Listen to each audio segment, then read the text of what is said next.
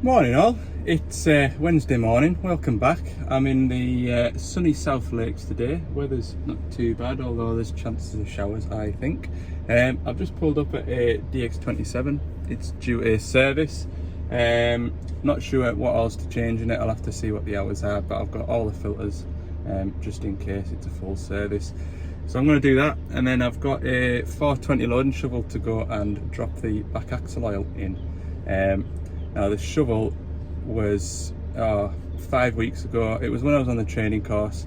While I was on that training course, there was a complaint of noisy brakes, so they changed the front axle oil in it, and that cured it.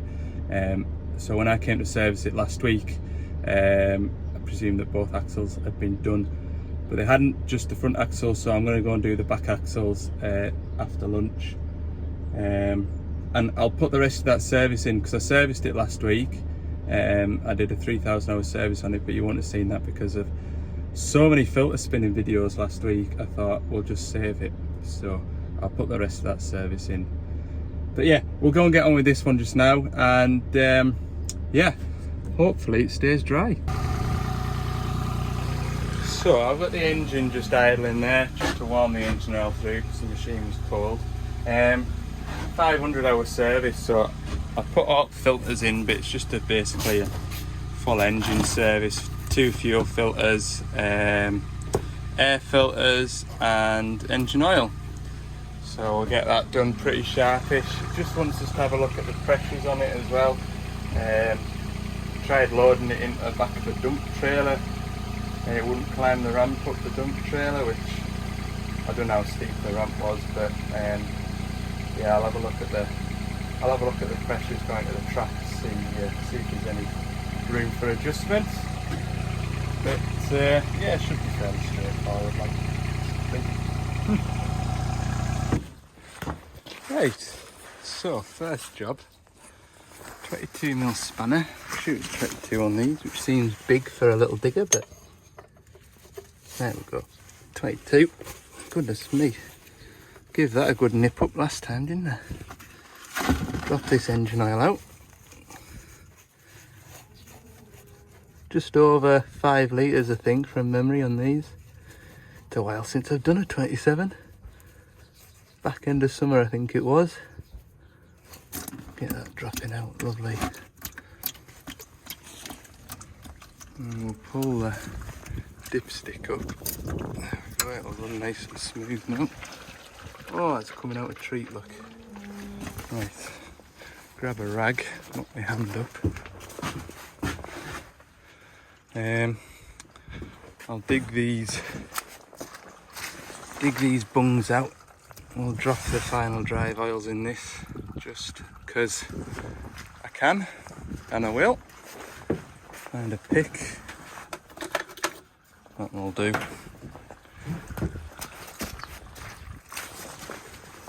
Give them a root about, clean them up.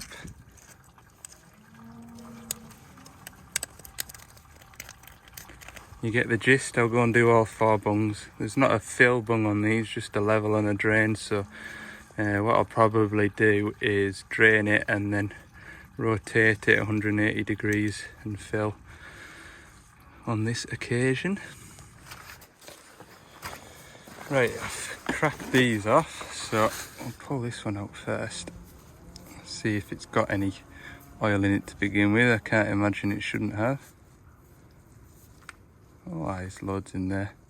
Right, I'll just leave that at that for now. Slide this into here.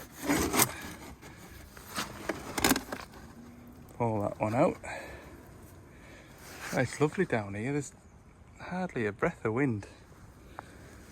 I know up on the tops it was windy when I was driving down here. That's one thing I don't like about that van. That side wind assist. It doesn't half catch you out. Let's see what colour this stuff is.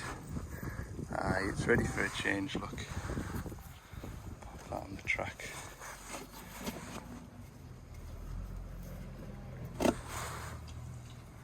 There'll be a couple of cupfuls in there. Right, I'll go and do it to the side.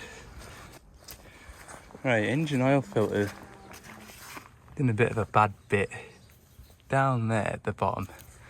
and you get at it from under here. Can you see it? No, hang on.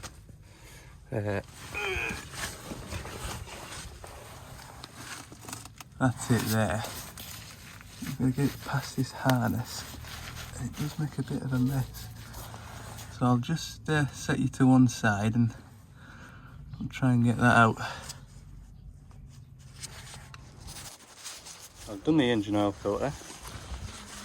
Nice new one on. Just pull the air filter out, and I would say ready for a fresh one. Tell you what, this machine will be like new by the time I've finished. Grab the new one out of there. Yeah, right, I've cleaned out the housing. I'll just pop these new ones in. Not the right way around. Ha. It is possible to put it the wrong way around, and then you might start to wonder why it won't start. Not that I've fallen for that old trick before. Put that on.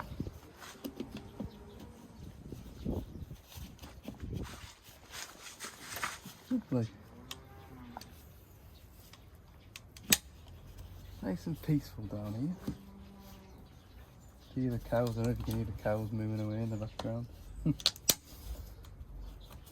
Right. 2 fuel filters, splash of engine oil, touch of gear oil, and we'll get it warmed up and check the hydraulic pressures.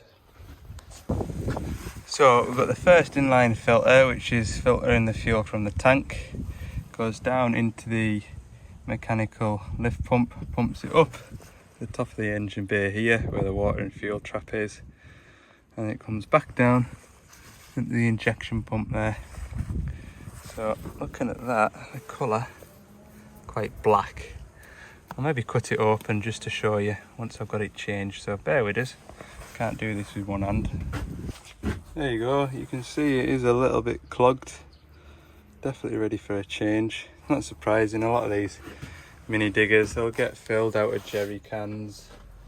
A couple of drums sat in the corner, we'll fill them up, not knowing what's inside them, and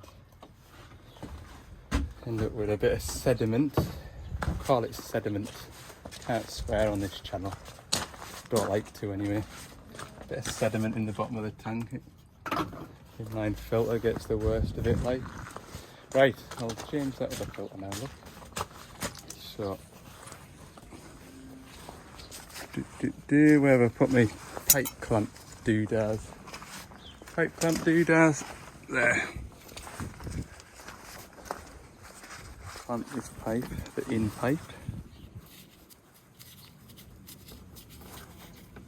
The good these, I try and use the plastic ones for clamping pipes where I can. On the bigger machines, sometimes the pipes are a little bit stiffer and they don't completely block off the fuel supply.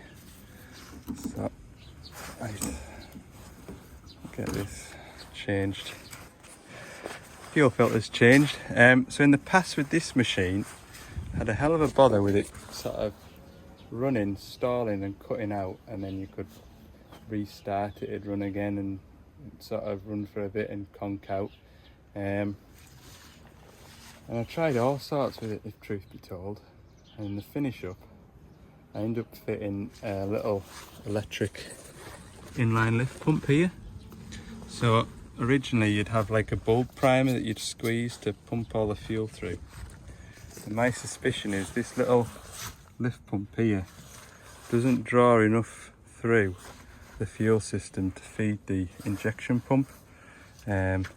So with that little inline fuel pump now, it's drawing the fuel out the tank, which is underneath your feet here, it's drawing it all the way up around and pushing it through this inline filter, and then it's going through the lift pump, putting it into there and then at the injection pump. And since fitting that lift pump, I had no more complaints about it stalling and cutting out. There was one occasion, having tried all sorts, what I did, there was a big heap of crushed stone, and I sat on that heap for about 3 hours working it until it cut out, because I'd tried all sorts, and not that I didn't believe him, but I just couldn't get it to stall and cut out. After, you know, you'd do something, you'd run it for 20 minutes, half an hour, the machine would be alright, so you'd leave, and then a fortnight later, oh, it's done it again. So you'd come back and try something else, and I think in the finish up, it was the 4th visit that I came and worked the machine to the point where it stalled and cut out, so I could see what it was doing. And that little inline filter would be empty, like there'd be no fuel in it. So that's when I thought, well, what if I feed it with an inline fuel pump? So I did that, worked it for another half an hour. Machine was right. I gave him it back, and I never heard anything since. So what I did was, when I put that inline fuel pump on, I put it onto the ignition live, put an inline fuse through it, and yeah, it's been right ever since. So happy days. Sometimes you've got to think outside the box, don't you? So it makes it easier anyway. What I'm trying to say is, I'll bleed the fuel through now by just turning the ignition on, and then I'll grab a pair of pliers, which are here, crack this bleed screw off,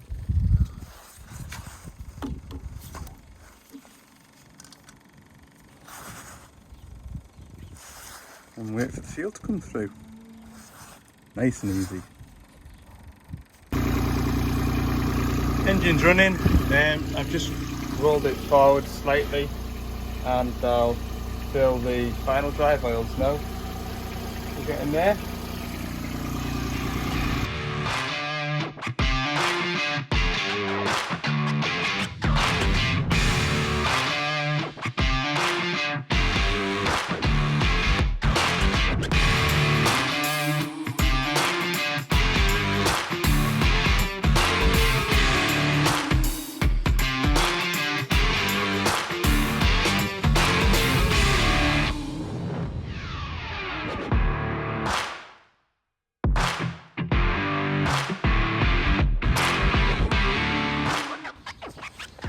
So I'm going to check the pressures of the machine now. Down here, I'll show you. There is actually 3 test ports, but visibly you can only see 2, and that's the 2 pump pressures. So one pump will feed one side, the other pump will feed one track, the other pump will feed the other track. So I'm just going to check what the pressures are first before I go any further. So while my laptop boots up, obviously battery's low on it, so I've got it charging. I've shown you this before, but if you haven't seen it already, this is what I use to test pressures. This Hydrotechnic digital pressure gauge, really good bit of kit. I don't think they're cheap. This was sort of supplied by Gordon's for me to keep on the van for pressure checking.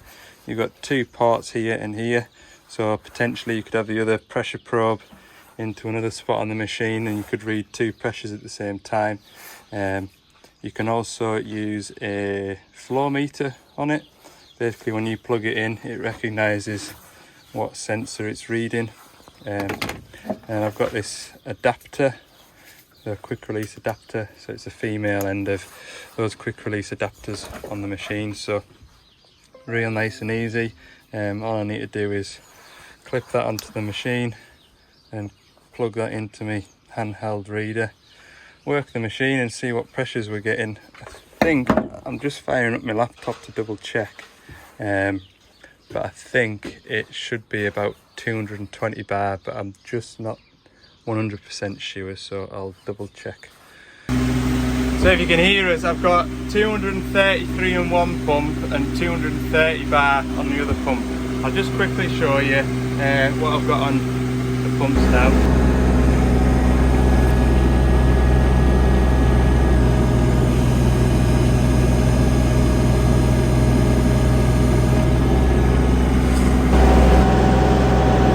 Battery's run out. I'll have to charge it. It doesn't take long.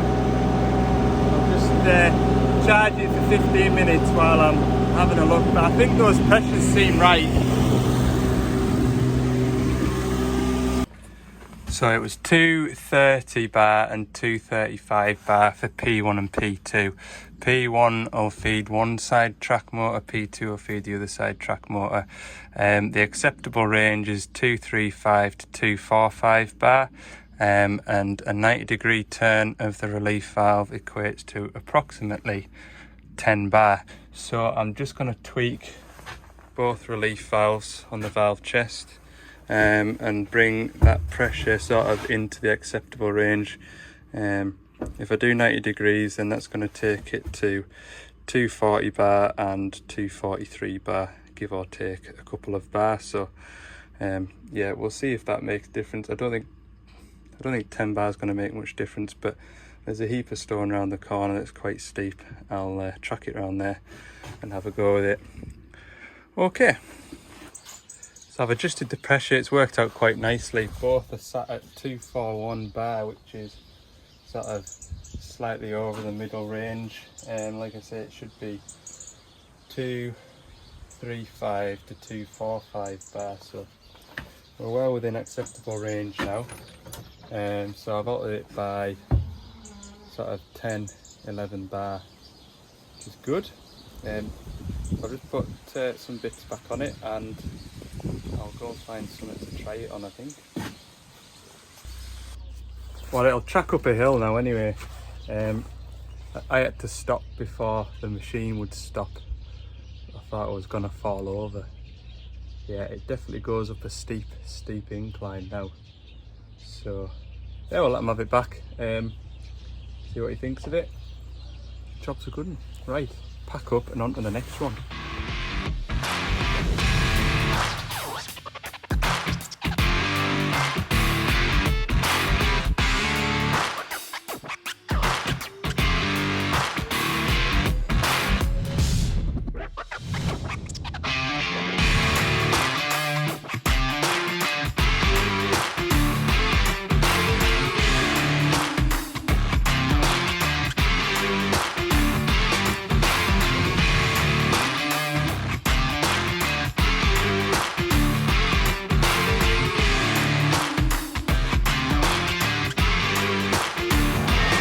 Right, he's away in the backup shovel, and I'll go and get this axle oil dropped out. This spot here, they've never ran Doosan machines before, and they had a demonstration of a 420, and they bought a 420, and then they needed a digger, so they had a demonstration of a 300, and they actually bought the demonstrator. And they've got a 225 on site as well now, which is down there, that orange blob. Yeah, it goes to show you, like, and they seem to be dead happy with them as well. Everything's going well. I was talking to the quarry manager yesterday, thinking about getting another machine, so I don't want to give away too much, just in case the opposition's watching. They'll come in and knock on doors and put a better price in. But yeah, it goes to show you, like, demonstrations do go well, and you get a bit back from them. So anyway, right, I'm just wobbling on. Let's drop this axle oil out the back, and yeah, once I finish the axle oil, I'll put in the rest of the service that I did last week. I'll maybe even put the 300 service in too. But last week, I was under a lot of pressure last week when I was servicing these, so I don't think the footage will amount to much, but I'll put it in anyway so you can see.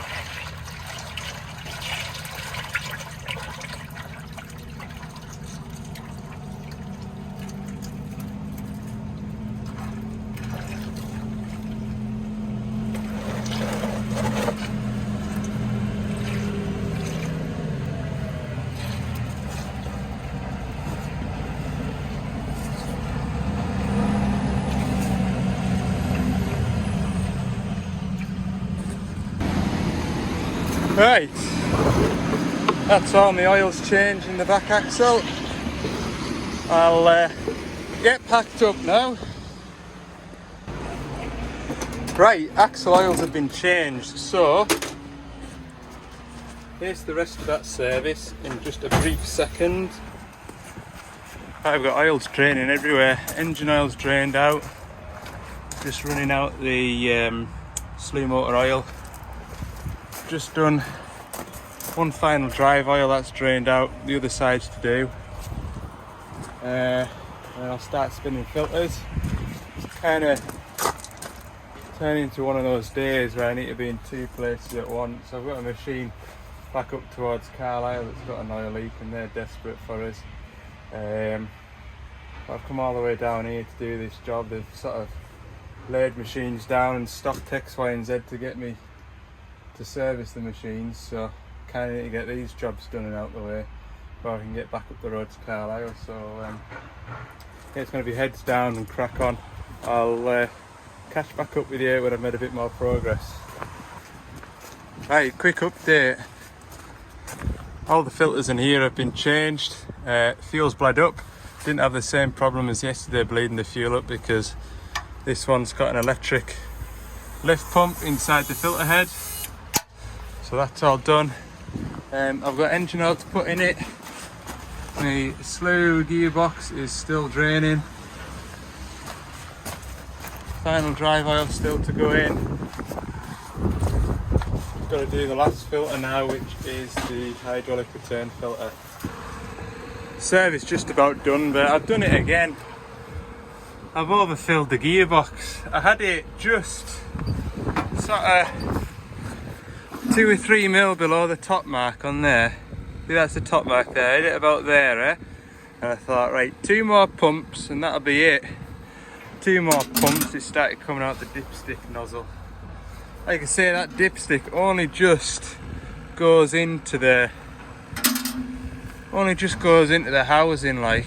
So a couple of pumps has evidently been too much. We'll go back downstairs, look, drain about a cup full off, and should be about right then. I've never run out like it normally. Normally I kind of know when to stop, but the last 2 machines I haven't. Well, it's bang on the mark now, and that is, I mean, this drum was empty. That's all I took out of it. It probably equates to like half a pump of that gear oil pump. Half a pump too many. Man. Right, what have I got to do? I have the hitch to put some shims into, and then I'll run it up and check the pressures. Just while it caught my eye again, see all this splatter here, and I know what people are saying about brake dust or brake wear, but there's none sort of around here. A couple of specks. But I mean, it's even sort of on the inside of the door, so when this door's shut, it's even on the inside of here. So it's obviously when the door's been open like that, someone's been grinding away around here. And like I say, I just can't remember where I've been, where it's been like that. But anyway, I've had a lot of good suggestions about what to use to get rid of it. Some have mentioned clay bars, other mentioned like sounds like an alloy wheel clean. You spray it on and it reacts purple with the metal dust. So I will get round to doing it. Maybe the sooner I do it the better, probably. But yeah, I'll do it on the weekend. Maybe get some tackle and get it off. Yeah, right. I'll keep going.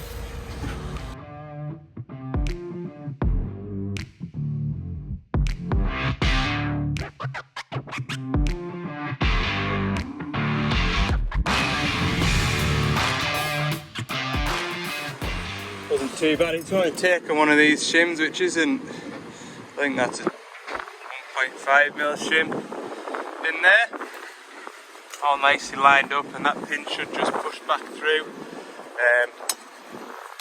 always remember as an apprentice, I was always told, and I won't say the full phrase, but you'll get the drift. Don't put your finger where you wouldn't put your... I won't say the full thing because I know there's might be kids watching it. I know my kids sometimes watch these videos, so if I say it then they'll be running around the house saying it. But you get my drift. So that's what I use screwdrivers and pry bars just to line the shim up. Not that it'd probably move anyway, I've only got the pin halfway out, but don't want to take any chances. So I've got my 420, yeah, 1,000 hour service, so exactly the same as yesterday. However, the only difference is pilot filter is on the outside, so I don't have that plate to take off, and it's got a different set of fuel filters. See here. Although it's to scan your engine, happily they've done away with those pepper pot style filters like you saw yesterday where I was struggling to bleed them up. Just got a water and fuel filter here, primary fuel filter here, and yeah, that's all fuel filters. So, AdBlue filter's identical, both transmission filters are identical. Different cab filter, I'll maybe show you that at the end because I mentioned it yesterday. About the dust sort of on the foot of the door. Sorry, it's really windy. I'll put my phone down now and I'll crack on.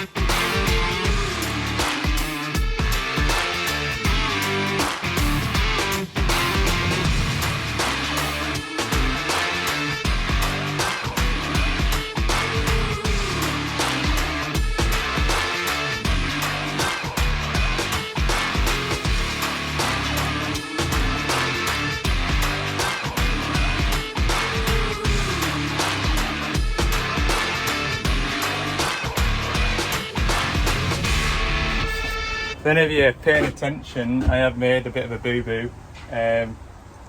What I did was I drained the engine oil off, and I thought while the transmission oil's hot, I'll drain it off. Drained the transmission oil off, thought I might as well just spin those filters on, then it's done. And went in the box to look for the filters, couldn't find them. And it's a pre-packed box from Doosan. And that's when the penny dropped. Transmission service intervals on the new machines are every 2,000 hours. So anyway, I've just put the oil, not the same oil, I've put new oil back into the transmission. It'll do no harm.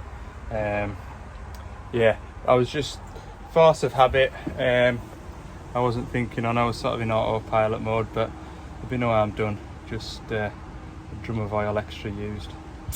Never mind. Right, that's the engine serviced. I'll do the AdBlue filter, cab filters. I've got 2 return filters and a pilot filter, so we're getting there. Right, that's our service complete. Transmission oil's good. All I'll do is calibrate it, because I put new oil in it. I better calibrate it, then the gears aren't jumpy. Got my tools to put away. Turned into absolute winter now. Yeah.